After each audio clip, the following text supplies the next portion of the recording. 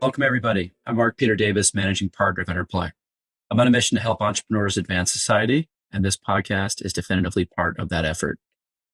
All right, we've got Kate Kelly from Chelsea Capital back on to run through the very timely beginning of year startup tax tips, which I think people need to be paying attention to. Fong's on to kind of help support me in running through this topic. And it's a good one, covering everything from 1099s, how to think about the filing cycles, whether you should do an extension or not, what to worry about, what not to worry about. To me, if you listen to this podcast and have a baseline understanding, select a tax provider that works with startups, because the reality is there's different tax techniques that are applied to different types of industries and companies. So you need someone who's familiar with your industry. And in addition to this, you're thoughtful about an 83B and a QSBS, two things we don't cover in this podcast, but we should check it elsewhere. You're probably covering most of your bases. So anyway, check it out. And if you get interested in connecting with Kate, her team is who we use for Interplay. You can get at her at chelsea.capital. That's her website, or support@chelsea.capital if you're in an eager rush to get on email with someone ASAP. All right, without further ado, enjoy. Welcome, Kate and Fong. Hey, Mark. Long time since I didn't see you guys last night. We had our holiday party last night, January 22nd. We have figured it out because everyone does holiday parties in December. We do it in January every year. You guys have fun? I did have fun. The only downside is what the people do in dry January. Yeah, no, not me. That's a the point. only caveat. Were people doing that? I'm I not, didn't notice. so, Not that we're big booze bags, but I'm doing damp January. Cutting down. So we have Kate on today to talk us through taxes for startups. And we just were telling her that you're allowed to drop the F-bomb on this podcast to spice up taxes. So yes. there'll Whatever be a little more takes. soul in this, potentially. I don't know. Is it possible? Now I feel like I have to sneak in an F-bomb at some point. Awesome. So why don't we just jump into this delightful topic? What do startups need to know about taxes? Let me kick you off with that. Yeah, thank you so much for describing it as delightful. Most people would not. I mean, if you think about the tax calendar, January really kicks it off with 1099 filing. That's the big one that everyone's kind of pushing through this month. And then we start to get into the federal. But 1099s are required for any contractors that you've paid throughout the year, LLCs, so think accountants, lawyers, and the threshold is $600. So you've got to get those filings done by the end of January. This is usually a catch-up nightmare for everybody, right? Because everyone's scrambling back and who did I pay? And exactly. The form itself is super easy to file. Anyone can do it on their own.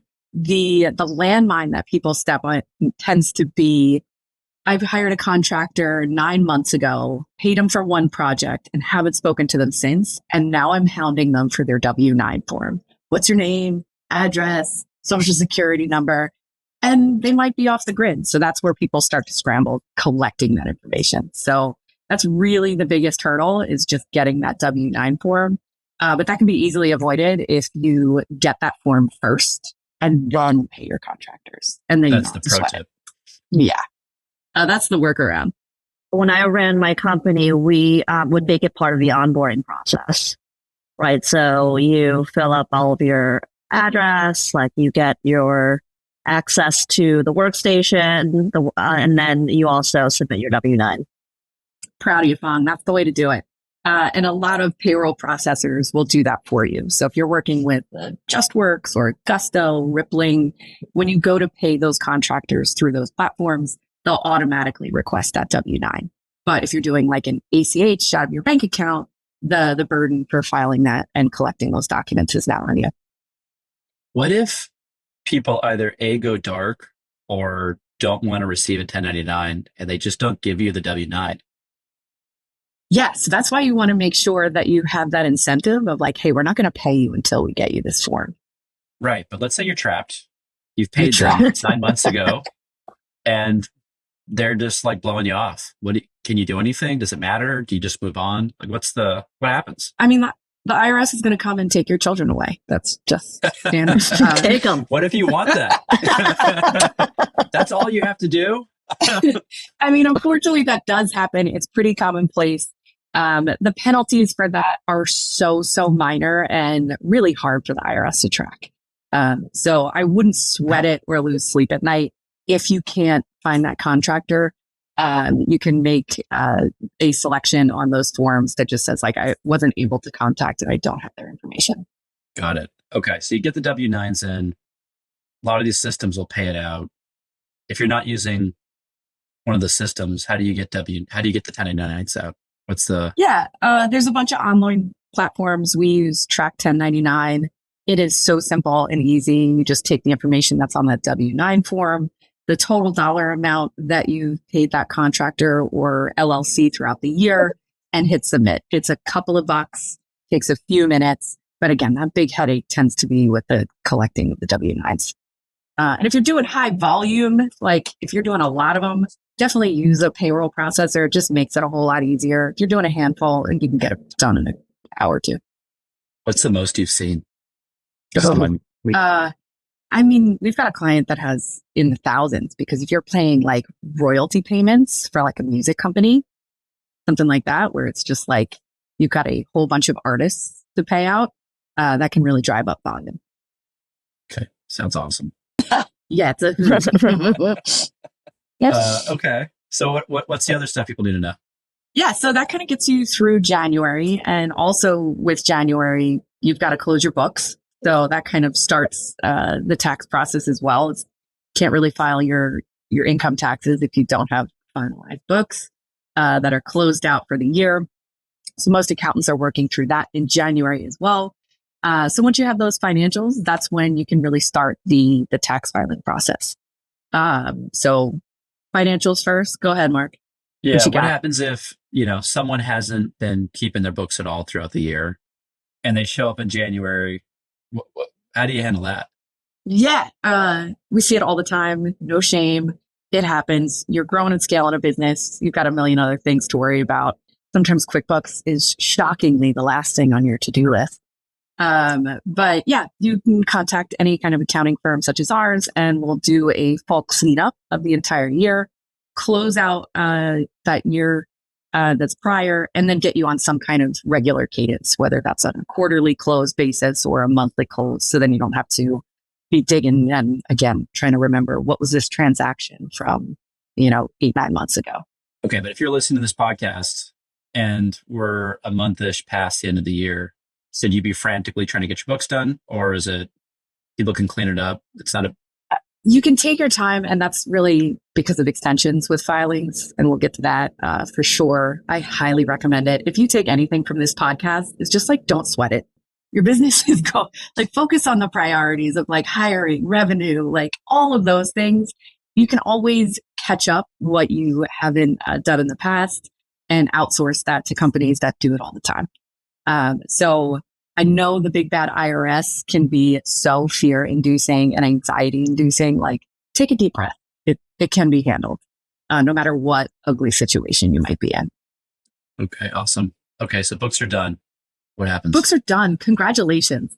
Then we usually start document collection. So asking for financials, basic information collection. But the big thing that comes next is usually filing extensions. We filed extensions for our clients by default. There is no downside in doing so, and it buys you an extra 6 months to take your time. Wait, there's no penalty? Yeah, there's no penalty. But I will caveat that these are extensions to file your return, not to pay your taxes. So if you are profitable and you owe, those deadlines are still March or April, depending on your entity structure. But you can take your time to do the actual filing itself. So that's where people can get tripped up of like, oh, I filed an extension. How am I getting these penalties? Well, you owed this money, a couple of months ago. You've got to pay it. And how do you know how much you owe if you haven't done the filing? Great question. So you're going to be making that like estimated payment. And then when you do the filings, that's where you're going to kind of true up. If you are conservative, you might want to overpay a little bit. If you do end up owing the difference, that's where the return will make that exact calculation and say, hey, upon your filing, you owe an extra X amount. And the estimates would be just kind of based on what you paid last year or. Yeah. You can do safe harbor based on what you paid last year. If you did see like a significant increase in income through the past year and you are like year over year quite different, you'll probably want to add on to that to avoid any penalties. But roughly speaking, it's just a percentage calculation on your income. Yeah, the extension is the big hack. We do extensions for pretty much everything at Enterply just because for a lot of our companies and positions, there's always dependencies. We're waiting for someone else to send their documents. And those don't always come in time for the filing date if you don't do the extension. Big time with K1s. If you're waiting for K1s, like you have to file an extension. You are not getting that on time. And I know people tend to have the urgency of like, I just want this done and like dealt with so I don't have to think about it. But sometimes that can lead to rushing through the process. And I always say like accuracy is way better than urgency. So filing to avoid an extension and rushing through it and possibly having to do an amendment is far worse because when you amend a return, that's reviewed by a human being and they tend to ask a whole lot more questions than the automatic system that the IRS uses. What about the different stages of companies, pre-revenue companies, filing, or companies that maybe are being shut down? How does that work? Yeah. So we get that question a lot like, hey, I'm really early. I'm pre-revenue. Do I have to file a return? One, you're obligated to. Two, you really want to, because even if you're pre-revenue, you're going to capture those expenses that you have on that return that are going to roll forward and offset future profits. So it really does do you a service to capture those expenses throughout the year, even if you're not potentially owing any money because you're pre-revenue. There's some basic state minimums depending on the state, but you're not going to owe a whole lot. But you really want to get that filing to capture those expenses. And we might as well mention dates as well. So think partnerships and LLCs are going to be due March 15th. You file that extension, that brings you to September. And even if you file an extension, you don't need to execute it. So if the return ends up being done, great. You can submit it at any time. I know a lot of accountants that will have it done, approved, and sit on it and not press send until way close to the deadline because sometimes people change their books. And they're like, hey, we're making this change. We want to go back. Now you don't have to resubmit your return. So that's a big thing too. And then when you talk about corporations, that's April 15th. And if you extend, that brings you to October 15th. Yeah, once you get on this extension cadence, taxes are kind of a year-round event, but also lower stress. It's just kind of an ongoing program. Yep. We're dealing with taxes all year round because you're talking January to October 15th. And then by the time you catch your breath, it's right back at it again. Cool. So that's kind of the tax cycle and all the stuff we're entering into in Q1. What other dates and sequencing do folks need to know about kind of year round? Another hiccup that we see, especially new founders that might be in an LLC structure, is regarding quarterly estimated payments. So we talked about making those estimated tax payments throughout the year. This is particularly important for LLC owners because the way that they pay themselves is not through a W-2, like you're used to collecting when you're in corporate America or in a C Corp, where taxes are withheld from your paycheck. You're making a distribution of a dollar amount, enters your bank account, great, but you haven't paid any taxes on that. So it's on you to make those estimated tax payments throughout the year on a quarterly basis. And once you submit your return, that's where you get dialed in. But make those payments. Otherwise, you're going to be hit pretty hard. And that can be quite shocking when you're talking about a year's worth of withholdings. It's funny. I think that sequencing, which arguably is the same amount of money, right? You either get paid the net, taxes have already been extracted, or you pay the total and then you pay your own taxes in this construct. The latter really changes people's relationship to their tax bill because they see it. It's not this out of sight number. It's the holy crap, I'm writing this check. Some people freak out about that. Yeah. I mean, it's really the mental, like it stings so much more when you're paying it like, oh wait, this is in my bank account already. And now I have to hand this over. When it's automatically withheld and you're just getting that dollar amount, it's far easier to swallow. But if you don't pay those taxes, it can be pretty shocking and add up quick. Okay. How about R&D tax credits? Anything else that people need to be doing? Yeah, those tend to be the biggest credit when it comes to startups. So that is a federal program that encourages research and development. A lot of what we see around R&D expenses tend to be on software development. So if you have full-time employees that are building, your next tech tool, a lot of times those salaries can count towards that R&D credit. I will caveat that contractors do not qualify. They've got to be full-time. And you can apply for that tax credit, which can be up to $250,000 in payroll tax credits. And then that will get automatically applied to your payroll processor so you can get it like real time. My business person concept in R&D tax credits, you just have to know the phrase and talk to your tax people and say, hey, do we qualify for any? That's kind of it at the business level. And it's a really low lift in terms of the founder themselves. You just kind of have to flag it and make sure that you're asking those questions so that your tax team and accountants knows how to categorize that and take advantage of that program, because it can really be in the hundreds of thousands, and we've seen it. So, Kate, outside of the full-time developers, like what sort of expenses or employees would qualify for that credit? If let's say you don't have a software company. One, it really is business dependent, depending on what you're building.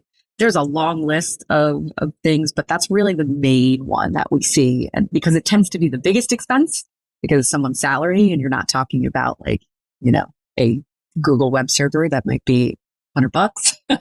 That's the big one that we see. But it's a really easy pull. And there's a bunch of processors out there. Gusto will do that for you. Main Street will do the R&D tax credit survey for you. They link up to your books, and they can spit out a number within, a day or two. That's awesome. Yeah, very cool. Yeah, so that's a big one. Definitely want to check that out if you have any R&D expenses. But moving on from there, another hiccup that we see founders encounter quite a bit, and I've gotten so many panicked emails about this. At least once a quarter, I get a freak out email about Delaware franchise tax. So a lot of companies are registered in Delaware because of their legal structure. It tends to be the most popular state amongst LLCs and C Corps to register. But you don't have to pay an income tax. So you're not like federally or state required to pay taxes in Delaware. However, they have a franchise tax. This is really just a Delaware cash grab because they know everybody's registering in their state. Don't tell Delaware I said that.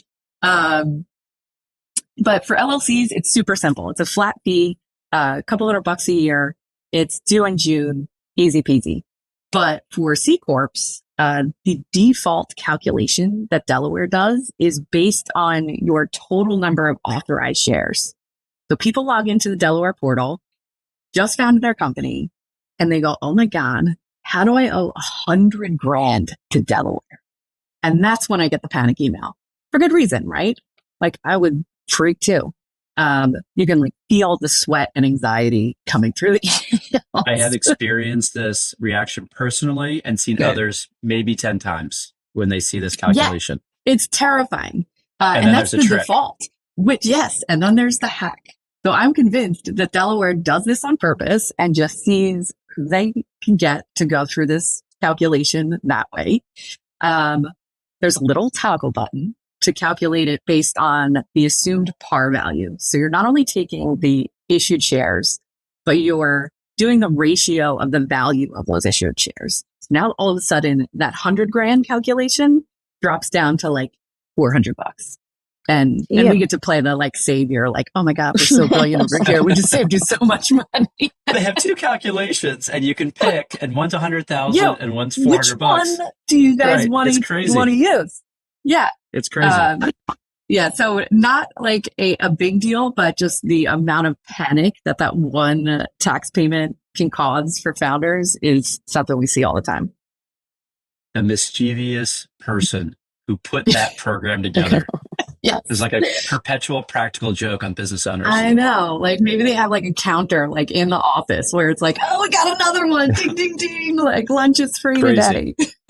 Crazy. Happy hour. Let's go. So those are the big ones. Those are the main filing requirements. You're talking federal, state, and whatever franchise tax that you might be encountering, depending on where you're registered.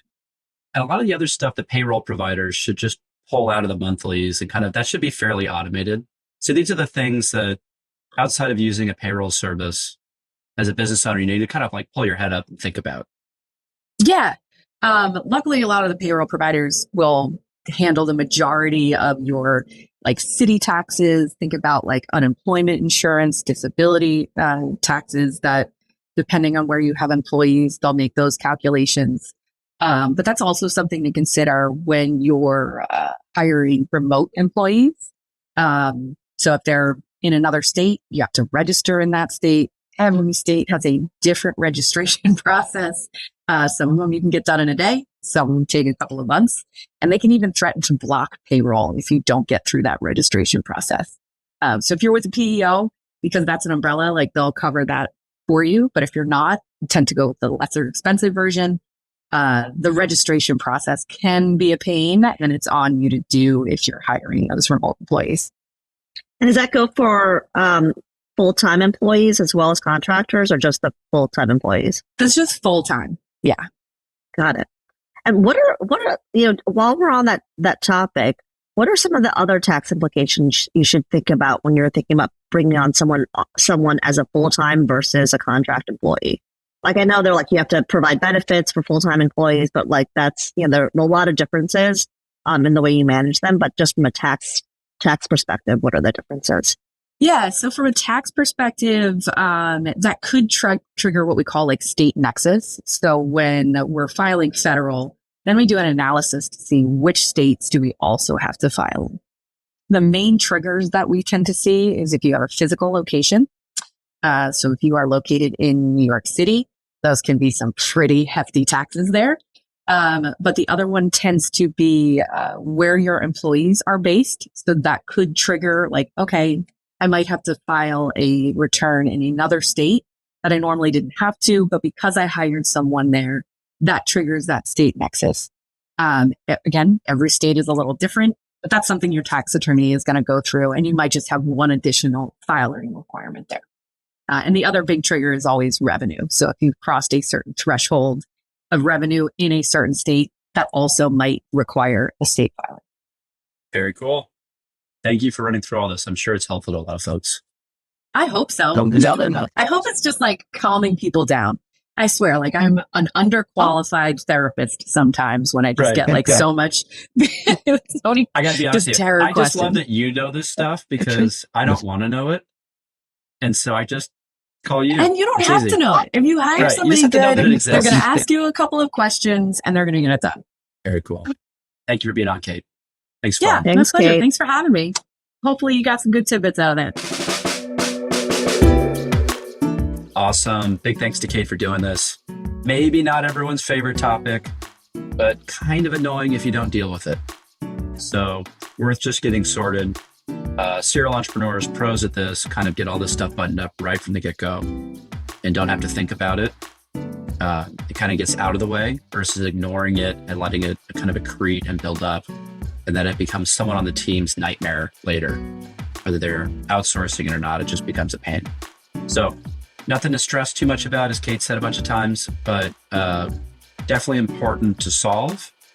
And also important for budgeting to kind of know how much cash you have available to the business, et cetera. So good luck. If you need to get to any of the resources we mentioned, we're going to put them in the show notes. There's a bunch of stuff Kate covered. And I hope that was helpful, and we will catch you again soon.